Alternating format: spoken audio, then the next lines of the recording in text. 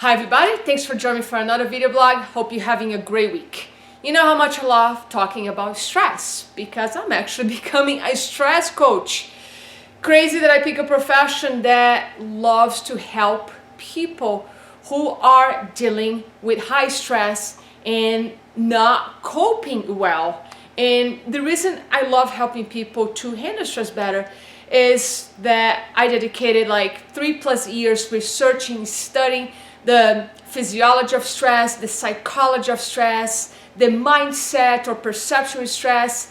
And I want to believe that stress is great for us. It's only when we stop taking control of the things we can control, when we just let things go, that everything feels out of control based on our perception, that stress can flip and become unhealthy on the body and the mind. And you know, when that happens, the consequence is unhappiness, is disharmony, is disease, and it's just losing the joy for life. So I don't want you to suffer any of those things. So I want to share here with you the 4 mistakes that I find people making in times of stress.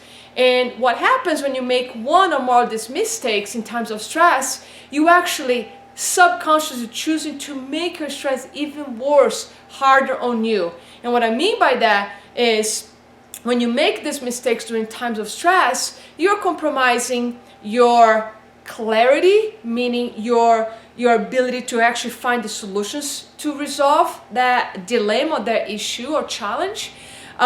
You are affecting your sleep, and you're not fully rested. Your mind is not rested. Your brain is not fresh in the morning. So again, it's going to affect your ability to be more insightful. It's going to affect your ability to communicate with kindness and with the tone of solution and leadership that a lot of times is necessary to solve problems. And the worst, it's going to affect your health. Because when you live in a state of chronic stress, which means you're not resolving your stress, or you feel the stress is out of control, out of your hands, that is the stress. It start affecting your adrenal glands, it start affecting your hormones. Your hormones control everything in your body. So you might start experience health issues. So how do we avoid that? This is how. In times of stress, number 1, don't stop moving your body. Don't stop exercising. A lot of people, the first thing they drop is their exercise routine. And I have spoke about this before. It's not always about going to the gym for an hour and a half and training hard. That's why I use the word here, moving. In times of high stress, that, there's more time and energy required to solve some challenges. Maybe all you do is a 20-minute exercise routine, or you just go for a walk and use your walk as a time to reflect. Just move the body. Be okay putting your hard workouts, your hard 45 minutes to an hour workouts on hold for a week or even for a month if you need. But don't stop moving the body. And all it will take is about 20-25 minutes max. And sometimes it might be even 10 minutes, but move your body, because by moving your body, you are moving your emotions. Just look at the word emotion. Emotion.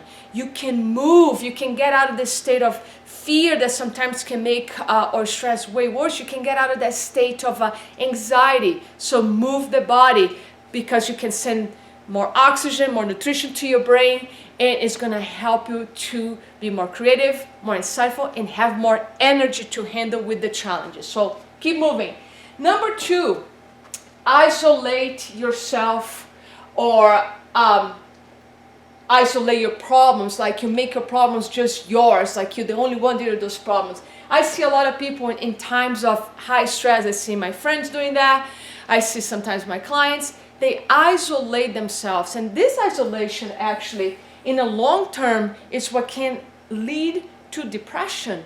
We're not wired to be alone. We're not wired to isolate ourselves and think that we are the only ones who have those problems. So I highly encourage you to Talk to one or two close friends. Share what you're going through without embarrassment, without judgment, without shame. And those are the reasons that people isolate themselves. They think they're the only ones dealing with that challenge, and they're embarrassed, or they don't want to burden others. But you are a friend of somebody. Don't you feel great when your friend shares with you a problem and you're able to just listen? Sometimes all you do is listen, but I'm talking here about you and people that you might encourage to not isolate themselves or isolate their problems in times of high stress. If you're not comfortable talking to a friend or to your partner, then talk to a coach, talk to a therapist, but talk it out. Because also when you talk to somebody, it will help you to start seeing your issues from different angles, or maybe your friend or your coach or the therapist can also help you to see something that you might be missing. Because sometimes in times of high stress, we can have a very narrow sight or narrow mind. So don't isolate yourself. That will increase your stress. Number 3, don't eat or sleep poorly in times of stress. And maybe this should be the number 1, because this one falls into what I call the fundamentals. So if you have worked with me, no matter what stress you're going through, the first phase of our coaching that we work maybe for a month or 2 is to master your essential needs, the fundamentals: eating, movement, quiet time, introspective time, and then the happiness part, which is define your core values and your beliefs that you want to live by. But eat and sleep are the places that you get your resource.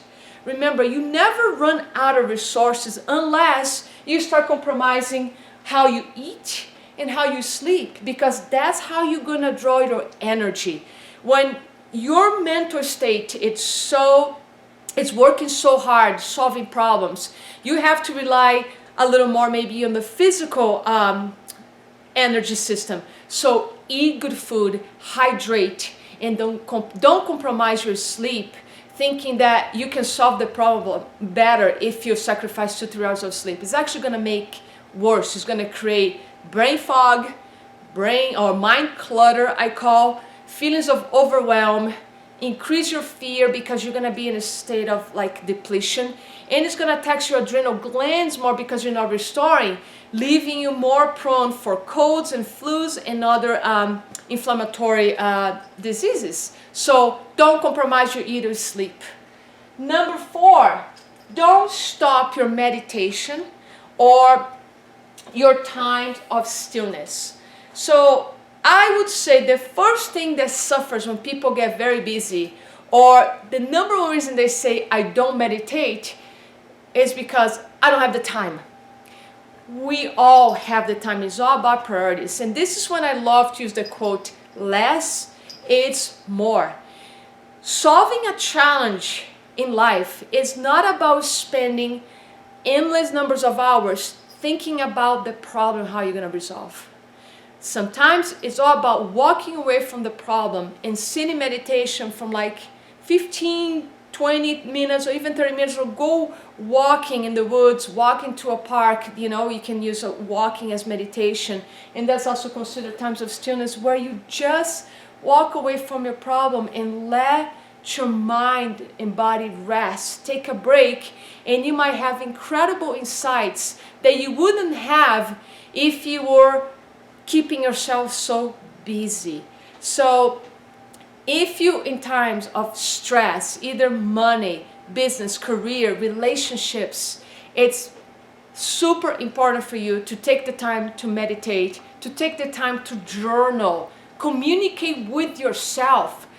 Define to yourself what is your dilemma, what is the problem, and what it's causing the problem, who is involved in the situation, and invite the answers, because a lot of times you're not finding the answers just because you're not asking the right questions or because you're not creating the space. That's what we do when we meditate or create times in stillness. We actually creating space for the answer to come, for the insight to come. And don't be impatient, but ask for the answer. Ask for help to your own spirit, because it will come. I promise you that in times of high stress, when you stop and take the time to meditate, journal, or walk, or spend time in stillness, you will be able to handle your stress with much more grace, with much more strength, courage, and actually you'll be able to find the joy even in times of stress. So that's my message for today. Times of stress, keep moving the body, talk to others, eat and sleep properly, meet your essential needs, don't drop those, and meditate even more. Create times in stillness. So that's my message of the day. Thank you so much. I'll talk to you soon.